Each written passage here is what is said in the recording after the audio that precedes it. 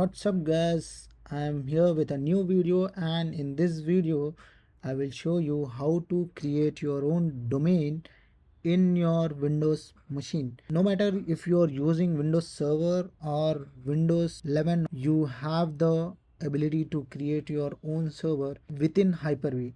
So if you're not aware what Hyper-V is, it is basically a virtual machine, you can say, which will be hosted on your physical machine.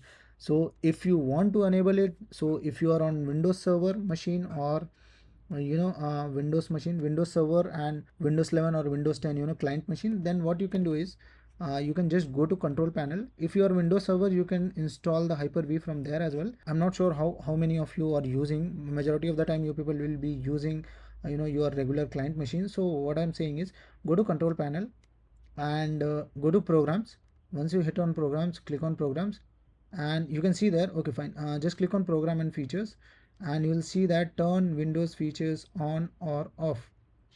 Just click on that, and in my case, as you can see, I am on Windows Server machine, so it is asking me to install it from here. The reason why I showed you, if you go here, okay, and in my case I have a Windows Server machine and already I have installed Hyper-V, but I'm pretty sure if you are using client machine, so you can click on here, turn Windows feature on or off, and you can enable your hypervisor there. Okay, Hyper-V feature will be there. So I have made a separate video on this. You can find it on the description. You can just click and you can create your own hypervisor, or how to enable, you can see that. Okay, so I think so till here everything is clear. Okay, so no matter you use SQL Server or Windows, it doesn't matter, you can just install in both. So if you are on server machine, you have installed server machine, you are using a server machine, click on next, and just click on this Hyper-V already have installed, because to make this video I have already installed it. Okay, so you can do it, and once you are good to go, I think so everything is ready. Now you can see this Hyper-V manager once you enable or install it. If you're not seeing, search for Hyper-V, and as you can see, it is present over here. I will pin it here in the taskbar, even you can do that. Now the first time what I will do is I will open this, and this is your Hyper-V interface, as you can see. So it is very simple, nothing to worry, no need to do any kind of configuration. I will show you how to create your own domain with domain installed in it. Okay, now first thing which we need is actually a Windows Server machine. So what we have to do, Windows Server, we have to click on new tab and just search for, or you can just type Windows Server, or I'll give you the link for this on how to download this. For meanwhile, so this is the latest one, so you can go with the latest one. So I'll click on Windows Server 2022.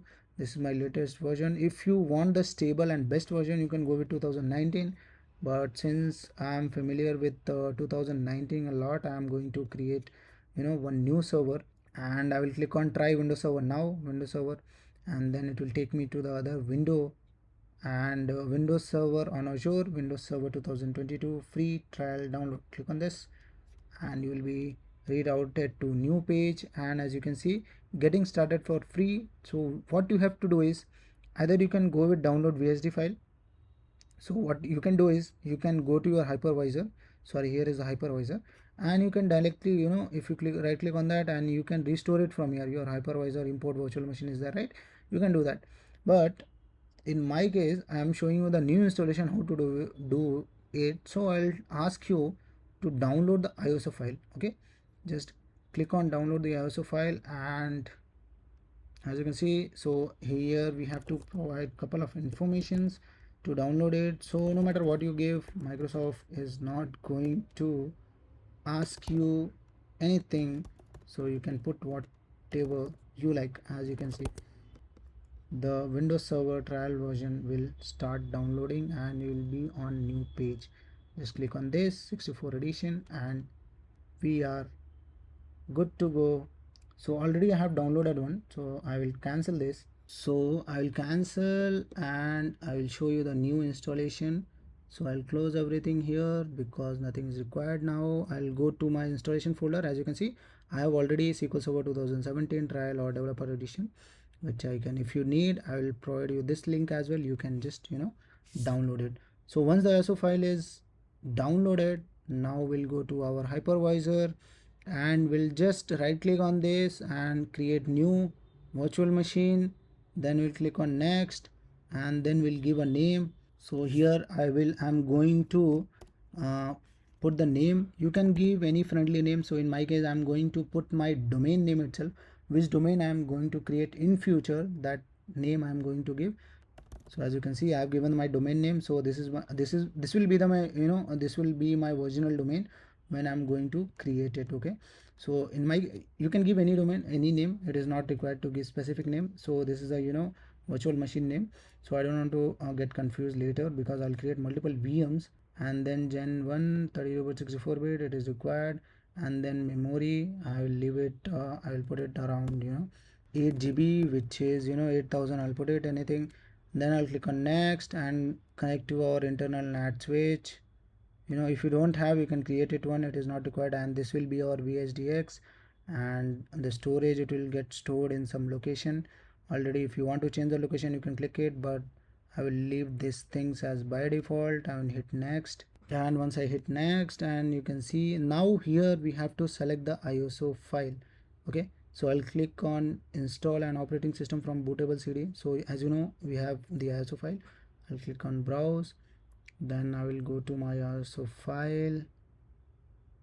In my case, it is under downloads, and I will click on open, and you can see the ISO file has been selected. I'll click on next, and everything will be popped up, and I will click on finish, and here you can see my virtual machine has been created and it is in off state. Now what I will do is I'll double click and I will start this virtual machine, and I will let it boot. Let's see how much time. Okay, it is loading the files since we have selected the, I hope the screen is visible. Now we'll run the installation process. So I'll select everything default. I'll click on install now, and as you can see, the setup has been started. And this time I'm going to select, make sure you select the desktop experience.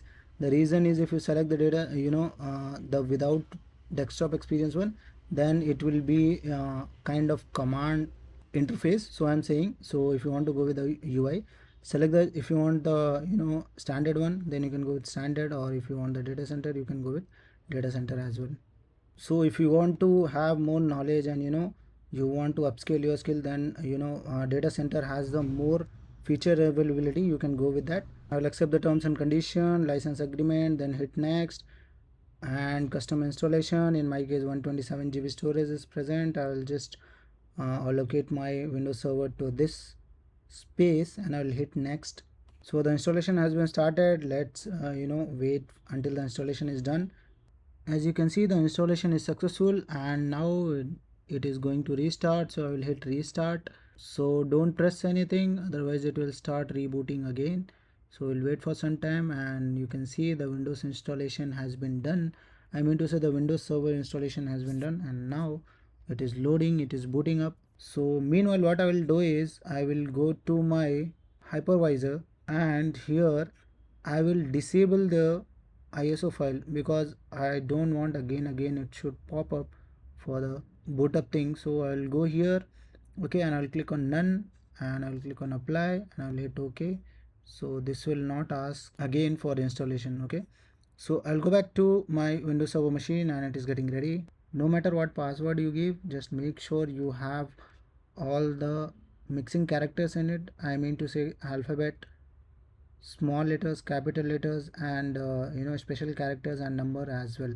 So now, as you can see, I am at the login page of this server machine, and now if I click on this, it will not work. If you want to log in this, control alt delete, since I'm on laptop, so I can't. If I click that, it will not work. So I have to do click here on the click. This is also works like that only. So if you click here, it will just pop up, and it will ask you for password. So give the password which we gave at the time of creating the credentials, or putting the credentials. So I give the password, and as you can see, I have successfully logged into my machine, Windows Server machine. I hope until this everything is clear, and you don't have any further questions or problems. If you have, please comment it down. If you are not able to create VM or Hyper-V. Okay, so this is the first step of creating the server. So as you can see on my screen that I have successfully installed my Windows Server 2019 here. The first thing which I will suggest you, go to properties and change your DC name, like the server name. In my case, as you can see, I have changed my computer name here because I'm going to install. And if you don't want to change this, then you can keep as it is as well. Just you go here, click on change, and you can do it. Okay, and restart the machine. This is the first thing. The most and major thing which we have to do here is our network configuration. Okay, since it is a domain, so you should be aware that a domain controller has a static IP. It should have a static IP. So what I will do is, if you go to adapter, currently you can see that my adapter is different. So how to configure a domain controller network, I'll show you that. So first go to change adapter option, and currently I am using the Hyper-V one. So I'll go to properties and I'll try to change this. I'll click on this IPv4 and I'll come here and I'll give specific IPs. Okay, so for domain controller we should give an IP, so I will give accordingly. Okay, in my case, as you can see, so if you don't have any idea on this, so what you can do is, if you are really new to this, go to command prompt and search for ipconfig. Okay, so whatever you see, right, as per this instructions, as per this details also, you can configure your IP. What you can do is, you can set this as a static IP, and whatever gateway it's been used, you can set this as well. But to be honest, if you are using some kind of domain controller with static IP, always we should give the DNS as the domain IP itself. I'll show you how what I'm trying to say. Now I'm saying that, okay, for this particular machine, use this IP. Okay, I'll say that 160 192.168, I'll say that 2.10. Okay, so this will be my primary IP, and for subnet I will put 24, and default gateway. So as I was saying, if you are creating a domain, so always the default gateway will be the IP itself, the domain IP. So in my case, we have not configured the domain IP, but I am going to create here. Once we configure the domain controller, I mean, to once we install the DNS and all, it is going to configure automatically. Okay, so in my case, as you can see, either you can give a loopback IP, so even this will work, 127.0.0.1. Otherwise, if you don't want to give this, you can give this same IP as well. Okay, both are same. Okay, so in my case, what I will do is, I will put the IP so that it should not create a confusion. So I'll put that, use this as a domain controller, and I will give one particular IP. Okay, so as you can see, I have given the IP address. So this is the first thing which generally we have to do once you are before creating the domain.